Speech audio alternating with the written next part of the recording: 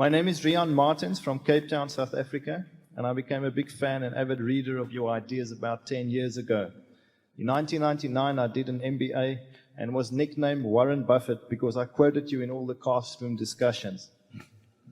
All I wanted to learn was how to value a stock and think about stock prices, but sadly I was rather disappointed to find out that our MBA did not really teach that. Mr. Buffett and Mr. Munger, my question is this. If you had to predict who would be the superior investors from a group of young, bright people who share your investment philosophy and possess the realism and discipline you referred to earlier, which characteristics or work habits would you like to know about the individuals in the group, and what weighting would you place on each factor to ensure the greatest probability of your prediction being correct? Well, that's too easy a question for me, so I'll let Charlie answer that.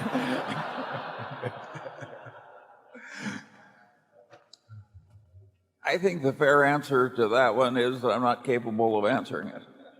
No, but I do. I think this. I think that's exactly right. I mean, if you ask me, how should you pick a wife? 18% to humor, 12% to looks. 17%. To parents.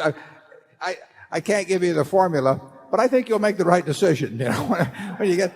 And I think if Charlie and I were around a dozen very bright MBAs with good records and all of that, and we spent some time with them, I think we'd have a reasonable chance of picking somebody from that group that might not necessarily be number one, but they would be in the upper quartile in terms of how they actually turned out.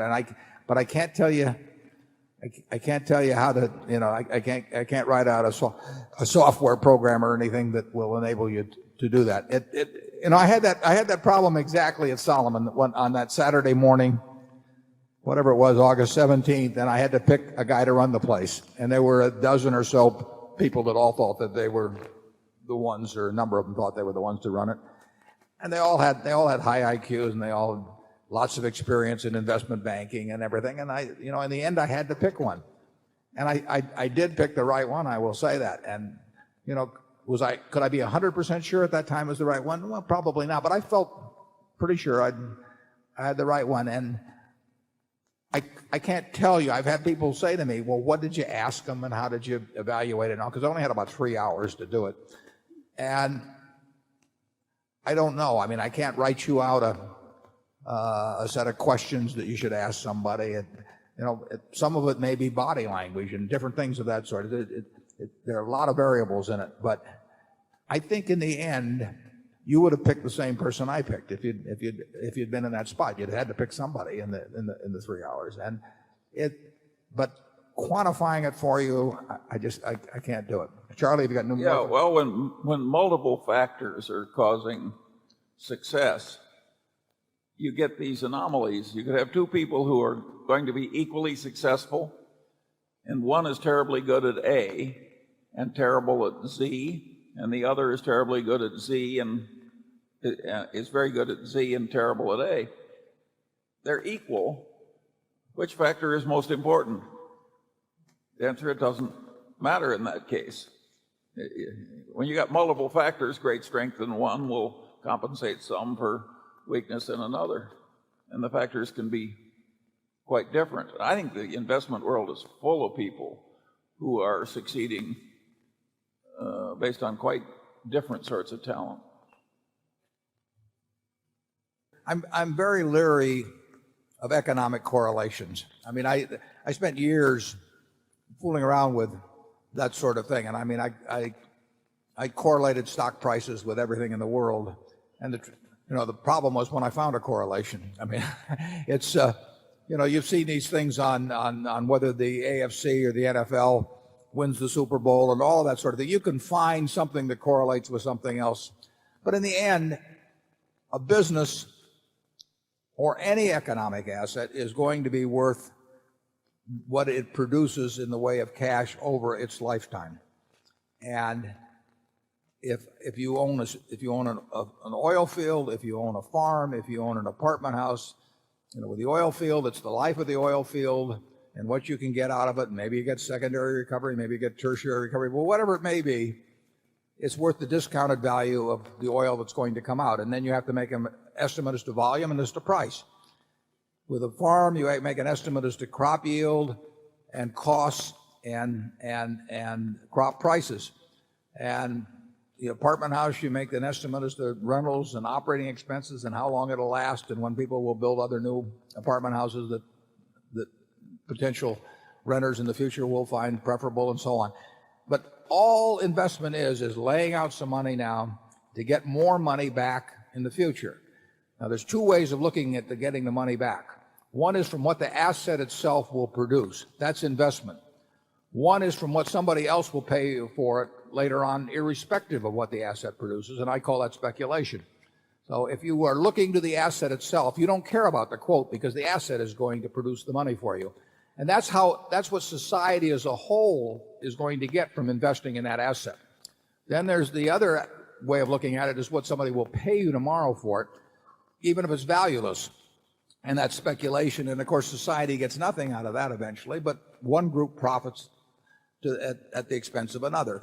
And of course, you had that operate in a huge way in the bubble of a few years ago. You had all kinds of things that were going to produce nothing, but where you had great amounts of wealth transfer in the short term.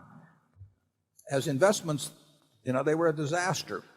As means of wealth transfer, they were terrific for certain people, and they were for the other people that were on the other side of the wealth transfer. They were disasters. We look solely. We don't care whether something's quoted because we don't buy it with the idea of selling it to somebody. We look at what the business itself will produce. We bought See's Candy in 1972. The success of that has been because of the cash it's produced subsequently. It's not based on the fact I call up somebody at a brokerage house every day and say, what's my See's Candy stock worth? And that is our approach to anything. On interest rates, I'm no good. I bought some REITs a couple of years ago because I thought they were undervalued. Why did I think they were undervalued? Because I thought they could produce 11 or 12% in terms of the assets that those companies had, and I thought an 11 or 12% return was attractive. Now the REITs are selling at higher prices, and they're not as attractive as they were then. But you just look at every asset class, every business, every farm, every REIT, whatever it may be, and say, what is this thing likely to produce over time? And that's what it's worth. It may sell at vastly different prices from time to time, but that just means one person is profiting against another, and that's not our game. Charlie? Yeah, what makes common stock prices so hard to predict is that a general liquid market for common stocks creates from time to time, either in sectors of the market or in the whole market, a Ponzi scheme. In other words, you have an automatic process where people get sucked in and other people come in because it worked last month or last year, and it can build to perfectly ridiculous levels, and the levels can last for considerable periods. Trying to predict that kind of thing, sort of a Ponzi scheme, which is, if you will, accidentally thrown into the valuation of common stocks by just the forces of life. By definition, that's going to be very, very hard to predict. That's what makes it so dangerous to short stocks, even when they're grossly overvalued. It's hard to know just how overvalued they can become in addition to the overvaluation that exists. And I don't think you're going to predict the Ponzi scheme effect in markets by looking at the price of gold or any other correlation. Charlie and you're pulling a figure out of the air. We have probably agreed on at least 100 companies, maybe more, that we felt were frauds, bubble type things. And if we'd acted on shorting those over the years, we might be broke now. But we were right on probably just about 100 out of 100. It's very hard to predict how far what Charlie calls the Ponzi scheme will go. It's not exactly a scheme in the sense that it isn't concocted, in most cases, by one. It's sort of a natural phenomenon that seems to nursed along by promoters and investment bankers and venture capitalists and so on. But they don't all sit in a room and work it out. It plays on human nature in certain ways, and it creates its own momentum, and eventually it pops. And nobody knows when it's going to pop, and that's why you can't short. At least we don't find it makes good sense to short those things. But it is recognizable. You know when you're dealing with those kind of crazy things, but you don't know how high they'll go or when it'll end or anything else. And people who think they do, sometimes play in it, and other people know how to take advantage of it. I mean, there's no question about that. You do not have to have a 200 IQ to see a period like that and figure out how to have a big wealth transfer from somebody else to you. And that was done on a huge scale, in recent years.